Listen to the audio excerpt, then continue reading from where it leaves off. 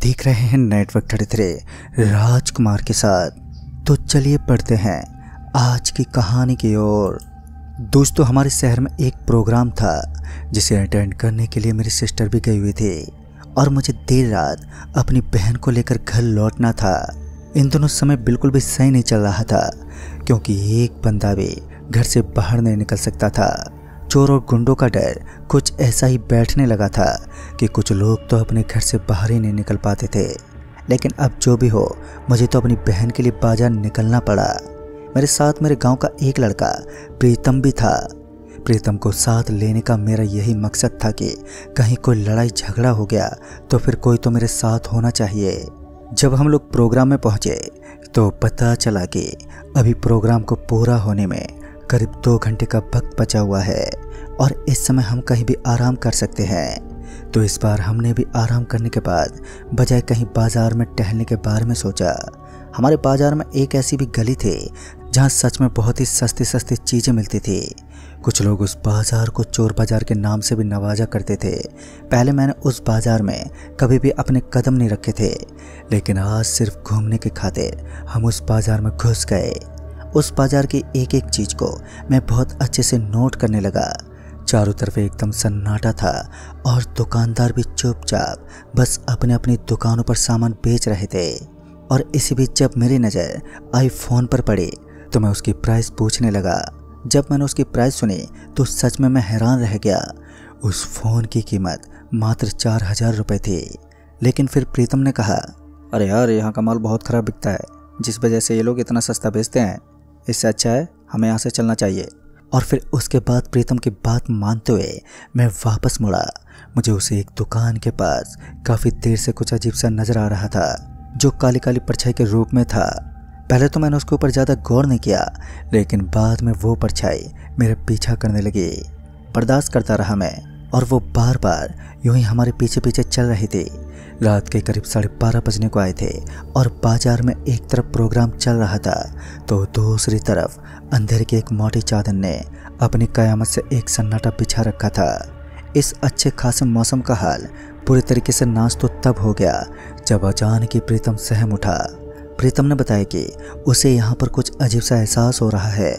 प्रीतम के मुताबिक ये बाजार हमारे लिए बिल्कुल भी सही नहीं था। यहाँ पर कुछ ऐसी अजीब चीज़ें थी जिन पर यकीन करना भी हमारी सोच से परे था, मगर मैं इन चीज़ों से अनजान था। हालांकि उस काली परछाई को देखकर मुझे भी लगा कि शायद किसी कुत्ते या बिल्ली की परछाई होगी जो इधर उधर घूम रही होगी, मगर वास्तविकता से सामना होना बाकी था। अभी भी मेरी नज़र उस परछाई पर टिकी हुई थी जो एक जगह पर स्थिर थी। हम बाजार की एक स्ट्रीट लाइट के नीचे आकर चुपचाप बैठ गए और वहीं पर आपस में ही वार्तालाप करने लगे। प्रीतम ने मुझसे कहा, यार तुझे नहीं लगता रात में हमारा बाजार कितना सुनसान हो जाता है? तो इस पर मैंने हामी भरी और इससे पहले कुछ और बात कर पाते कि बगल में मौजूद बोडिया कुएं से कुछ अजीब अजीब आवाज़ें निकलने लगी थी। दरअसल उस बाजार में बोडिया नामक एक कुआं बना हुआ था। उस कुएं का नाम ये क्यों था ये तो हमें नहीं मालूम, लेकिन हाँ इतना ज़रूर मालूम था कि उस कुएं के एक एक हिस्से में दहशत और क़यामत की आंधी आती है जो मुर्दों का अपने अंदर समाहित कर लेती है। दोस्तों, वास्तविकता किसी भी इंसान से रूबरू नहीं होती, जिस वजह से इंसान बेचैनी में आकर गलतियां कर बैठता है। लेकिन हम तो लापरवाह होकर बस चुपचाप बैठे रहे। अब धीरे धीरे वो वक्त भी हो गया था जब सिस्टर को लेकर वापस घर लौटना था।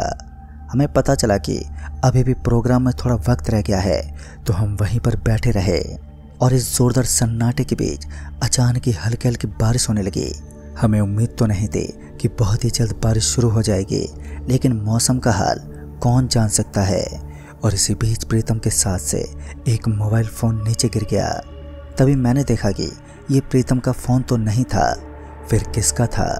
उसके बारे में जब मैंने प्रीतम से पूछा तो प्रीतम ने बताया कि चोर बाजार से लौटते वक्त उसने एक मोबाइल उठा लिया था और ये वही मोबाइल है। गुस्सा तो मुझे उस पर बहुत आया, लेकिन अब मैं कुछ कर भी नहीं सकता था। प्रीतम मुझसे उम्र में बड़ा था, जिस वजह से मैंने इसकी इस हरकत को इग्नोर कर दिया। लेकिन यहाँ से शुरू हुई दहशत की एक नई कहानी जिसने ज़िंदगी भर के लिए दिल में एक दाग बना दिया। पहले तो मुझे इस फ़ोन के अंदर एक भूत की फ़ोटो दिखाई दी, लेकिन मैंने इसे इग्नोर कर दिया। फिर उसके बाद हम दोनों उसी कुएं के पास बैठे रहे और फिर कुछ देर तक थमने के बाद एक बार फिर उस कुएं के अंदर से कुछ अजीब सी आवाज़ें बाहर निकलने लगी। ऐसा लग रहा था मानो कोई किसी को मार रहा है और वो ज़ोर ज़ोर से दर्द से चीख रहा हो। मुझसे रहा नहीं गया और मैं उस कुएं के पास पहुंच गया और उसके पास जाकर देखने लगा तो मैंने देखा कि जैसी मुझे आवाज़ सुनाई दे रही थी वहाँ पर वैसा कुछ भी नहीं था। बारिश भी धीरे धीरे एक बार फिर अब कम होने लगी, यानी कि अब बारिश रुकने वाली थी और जल्द ही बारिश रुकने के बाद हम यहाँ से जल्द ही निकल जाते। इतने में प्रीतम ज़ोर ज़ोर से चीखने लगा और जब मैं उसके पास गया तो मैंने देखा कि उसका हाथ जल गया था। उसके हाथ की एक एक उंगली फटी हुई थी और खून निकल रहा था। उसके हाथ की ऐसी दशा हो चुकी थी कि मैं देख भी नहीं पा रहा था।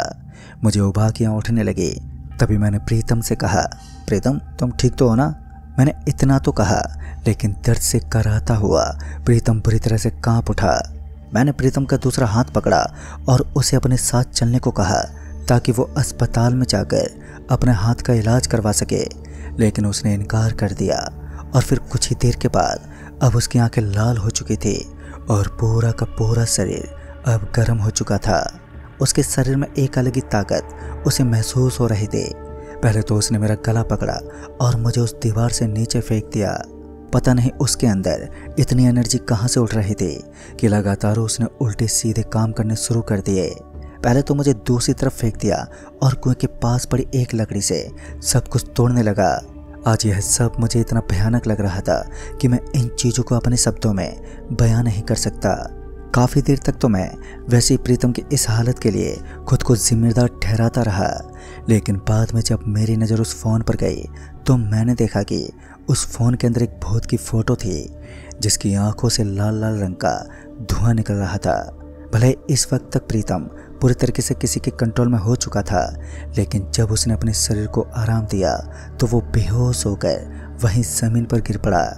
मैं उसे उठाने लगा, लेकिन तब तक उस प्रोग्राम में मौजूद वहाँ के अध्यापक लोग मेरे पास पहुँच गए, जिन्होंने समय रहते ही मेरी काफ़ी मदद की। मैंने अध्यापकों को पूरी बात बताई और उन्हें मेरी बातों पर बहुत ही जल्द विश्वास भी हो गया। उन अध्यापकों ने बताया कि यहाँ से करीब आधा किलोमीटर आगे एक श्याम बाबा का मंदिर है, प्रीतम को वहीं पर लेकर चलो, इनका इलाज करना है, वहाँ मात्र कुछ पलों का काम होगा। तभी नवीन सर और बाकी लोगों की बात मानकर हमने प्रीतम को उठाया और उसे बाइक पर बिठाया। हम लोग उसे लेकर निकल पड़े और सीधा निकले श्याम बाबा के मंदिर के लिए। लेकिन तभी नवीन सर ने मुझे रोकते हुए कहा, अजीत रुको, अभी तुम्हारा घर जाना सही होगा, अभी तुम अपनी बहन को लेकर घर पर पहुंच जाओ और प्रीतम की चिंता मत करो, हम इसे संभाल लेंगे। मैं नवीन सर को काफ़ी अच्छे से जानता था, उन्होंने पहले भी इन मामलों में मेरी काफ़ी मदद की थी, तो मैंने उनके ऊपर विश्वास जताते हुए प्रीतम को उन्हें ही सौंप दिया और उसके बाद अपनी सिस्टर को लेकर मैं अपने घर के लिए निकल पड़ा। नवीन सर जिस कॉन्फिडेंस के साथ बोल रहे थे तो ऐसा ही लग रहा था कि बस कुछ ही क्षणों के बाद प्रीतम सही हो जाएगा। एक दोस्त होने के नाते प्रीतम की बहुत टेंशन हो रही थी, लेकिन अब जब ये काम नवीन सर ने खुद संभाल लिया था तो टेंशन फ्री होना तो बनता था। मैं अपनी बहन को लेकर वहाँ से निकल पड़ा। लगातार 10 मिनट तक रोड पर चलने के बाद मेरे फ़ोन की घंटी बजने लगी। जब मेरी नज़र फ़ोन पर पड़ी तो मैंने देखा कि फ़ोन पर कोई और नहीं बल्कि खुद नवीन सर ही है। फ़ोन उठाते ही नवीन सर ने कहा, अजीत सामने देखो, तुम्हारे साथ कुछ भी हो सकता है, क्योंकि चोर बाजार से जो भूतिया मोबाइल तुमने अपने हाथ में लिया था वो तुम्हारी बैग में है।